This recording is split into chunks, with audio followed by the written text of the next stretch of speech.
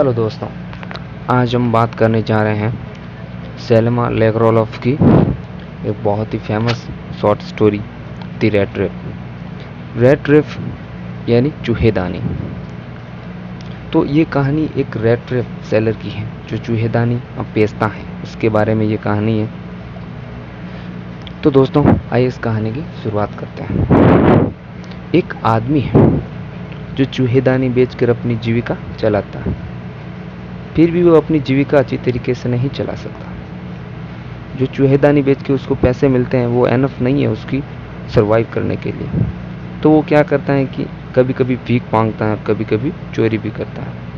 वह संघर्ष करता रहता है लेकिन कोई दूसरा रास्ता नहीं निकलता। उसका जीवन जो कि बुनियादी ज़रूरतें थी, उसको जीवन को बिल्कुल भी बुनियादी ज़रूरतें की बुनियादी जीवन जीने के लिए ज़रूरतें होती हैं उनकी उसको बिल्कुल आवश्यकता नहीं थी। वो भोजन उसके पास ना भोजन था ना ही कपड़े। ऐसे व्यक्ति के लिए जीवन कितना भयानक हो सकता है ये कहना मुश्किल है। एक दिन उसने महसूस किया कि ये जो पूरी दुनिया है वो एक बड़ा रैट ट्रैप है। रैट ट्रैप की तरह ये पूरी दुनिया। इस दुनिया ने लोगों को धन और खुशियाँ, ऐश्वर्य, रहने के लिए शेल्टर, भोजन, दिल, कपड़े जैसे बहुत से लोभ दिए। जैसे कि चूहेदानी में चूहे को फंसाने के लिए मांस का टुकड़ा रखा जाता है, जिसमें वो मांस को टुकड़ा देके चूहा अंदर जाता है और फंस जाता है चूहेदानी में, उसी प्रकार। अब एक दिन एक अंधेरी शाम जब वह सड़कों के किनारे आराम से घूम रहा था तो उसने सड़क के किनारे एक छोटी सी झोंपड़ी देखी थी और उसने उस रात वहां रुकने के लिए उस झोंपड़ी का दरवाज़ा खटखटाया। तो उस झोंपड़ी से आश्रय लेने की अनुमति मिल गई थी। उस झोंपड़ी का मालिक एक बूढ़ा आदमी था जिसकी ना पत्नी थी ना कोई बच्चे। वो अकेला रहता था। वह उस मेहमान के आने से खुश हो जाता क्योंकि अब वह उसका अकेलापन दूर हो जाएगा। बूढ़ा आदमी बहुत ही भरोसेमंद था।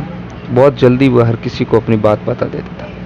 वो अपना अकेलापन दूर करने के लिए उस रेड ट्रैप सेलर के वहाँ आने से खुश था। अब मेहमान ने अमीरी के दिनों के बारे में पूछा तो वह कहता है कि मैं रामरोस जो आयरन वर्क्स में एक क्रॉफ्टर था। जब मैं बूढ़ा हो गया तो मैं ज़्यादा काम नहीं कर सकता था, इसलिए मैंने काम छोड़ दिया। अब मेरे पास एक गाय है और मैं गाय का क्रीम, दूध निकाल के गाय का क्रीम बेचता हूँ और जिससे मैंने पिछले महीने 30 करोड़ कमाया। अब मेहमान को उस बूढ़े व्यक्ति की बातों का विश्वास नहीं हुआ। मेहमान कौन? वो रेड ट्रैप सेलर। उसको उसकी बातों का विश्वास नहीं हुआ। तो बूढ़ा आदमी उठा, खिड़की के पास गया और एक चमड़े की थैली को नीचे लाया और उसे 3 10 करोड़ बिल दिखाई, यानी 3 10 करोड़ के नोट दिखाई उसे, और फिर उन्हें वापस थैली में डालकर वहाँ पे खिड़की के पास टांग दिया। अब वो दोनों खाना खा के सो गए। अगली सुबह जब दोनों उठे, बूढ़ा व्यक्ति और वो रेड ट्रैप सेलर, दोनों अपने अपने काम पर चले गए। लेकिन आधे घंटे बाद जब बूढ़ा व्यक्ति घर पर नहीं था तो रेड ट्रैप सेलर यानी पेडलर वापस आया और वह खिड़की के पास गया। एक पलक खिड़की का तोड़कर थैली के पास पहुंचा और थैली से 30 कॉर्नर लेके वहां से फुर हो गया। अब पैसे लेने के बाद रेड ट्रैप सेलर काफ़ी खुश हुआ कि आज उसने बहुत बड़ा हाथ मारा है। ठीक है, अब उसको काफ़ी दिन के लिए कुछ करने की ज़रूरत नहीं है। वो अपने आप से खुश था कि उसने अच्छा काम किया। अब वह पकड़े जाने के डर से जंगल में चला गया। पब्लिक हाईवे की तरह नहीं गया, वो सीधे जंगल में चला गया। वो सोचा पब्लिक हाईवे से जाऊंगा तो कोई मुझे पकड़ लेगा, इसलिए वो जंगल का रास्ता चुना और जंगल में चला गया। 1 घंटे तक वह बिना कठिनाई के आगे बढ़ा, लेकिन 1 घंटे के बाद वह भ्रमित हो गया। वह खो गया जंगल में। वह जंगल में खो गया। वह घूम फिर कर वापस उसी जगह पर आ रहा था। उसे कुछ समझ में नहीं आ रहा था। अब उसे एक बार फिर उसे लगा कि दुनिया के बारे में सोचा उसने कि हाँ, ये रेड ट्रैप है। उस रेड ट्रैप में अब वो फंस गया है, वो भी उस 30 करोड़ की वजह से, उस 30 करोड़ के लोभ की वजह से। अब वो सारी होप धीरे धीरे खोने लगता है और सर्दी भी बढ़ रही थी। तभी उसे लोहे की चक्की से हथौड़ों की आवाज़ सुनाई दी। वो आवाज़ की दिशा में आगे बढ़ा और एक आयरन मिल में जाकर आग के पास सो गया। थोड़े टाइम बाद मिल का ओनर वहाँ आया और उसे देखकर उसके पास जाता है। जैसे ही वह रेड रेप सेलर की हैट हटाता है तो उसे लगता है कि ये उसका पुराना दोस्त है जिसका नाम नील्स ओलफ है, जो कि सेम रेजिमेंट में ऑफिसर था, जिस रेजिमेंट में आयरन मास्टर भी था।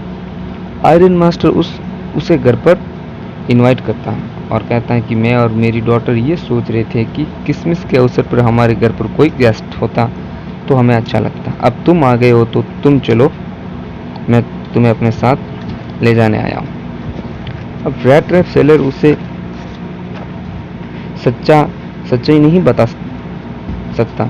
उसे लगता था कि मैं इसके साथ जाऊंगा तो मेरी पोल खुल जाएगी और ये मुझे अपना दोस्त समझ रहा है, शायद ये मुझे पैसों से भी मदद करे। लेकिन रेड रेप सेलर उसके साथ जाने से मना कर देता क्योंकि वह डर रहा है कि कहीं वह पकड़ा ना जाए। अब आयरन मास्टर थोड़ी देर बाद वहाँ से चला जाता है और अपनी बेटी को भेजता है। आयरन मास्टर की बेटी किसी न किसी तरह से कन्विंस करके उस रेड रेप सेलर को अपने साथ घर ले आती है। वह समझ जाती हैं कि रेड रेप सेलर के चेहरे को देखकर कि ये कहीं से चोरी करके आया है या फिर जेल से भाग कर आया है।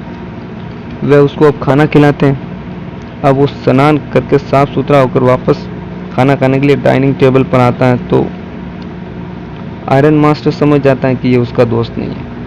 तो आयरन मास्टर उस रेड रेप सेलर को कहता है कि तुम मेरे दोस्त नहीं हो, तुमने मुझे धोखा दिया है। ये सुनकर रेड रेप सेलर गुस्सा हो जाता है और कहता है मैं अपनी मर्जी से यहाँ नहीं आया हूँ, तुम लोग मुझे ज़बरदस्ती यहाँ लेकर आए हो। आयरन मास्टर की बेटी आयरन मास्टर को कहती है कि कोई बात नहीं, क्रिसमस का टाइम है, हमें किसी की मदद करनी चाहिए, ज़रूरतमंदों की। अब कितने टाइम से ये बेचारा भूखा घूम रहा था, हमने इसकी मदद की और जब मन चाहे यहाँ से आए और जब मन चाहे यहाँ से जा सकता है। Red rape seller iron master की बेटी का व्यवहार देखकर शॉक्ड हो गया कि कितने अच्छे लोग हैं। अब रेड रेप सेलर सोचता है कि आयरन मास्टर व उसकी बेटी के नेचर में कितना फर्क है, उसका बाप कैसा, उसकी बेटी कैसी।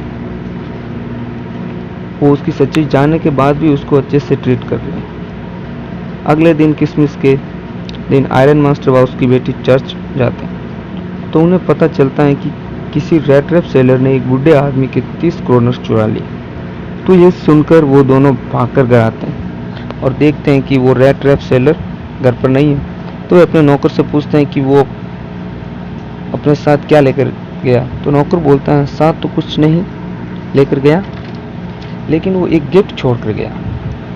आयरन मास्टर की बेटी उस गिफ्ट को देखती है तो उसमें एक रेड रेप के अंदर 30 करोड़ रखे थे और साइड में एक नोट था जो उसने आयरन मास्टर की बेटी के लिए लिखा था।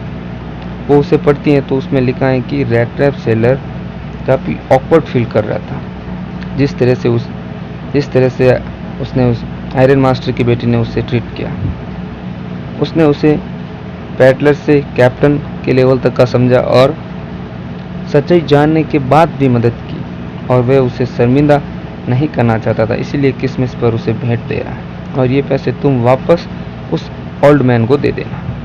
तुमने मेरे अंदर की अच्छाई को जगाने के लिए मजबूर किया, इसलिए मैंने डिसाइड किया कि मैं ये चोरी का काम छोड़ दूंगा। और इसी के साथ इस कहानी का अंत होता है। Thank you.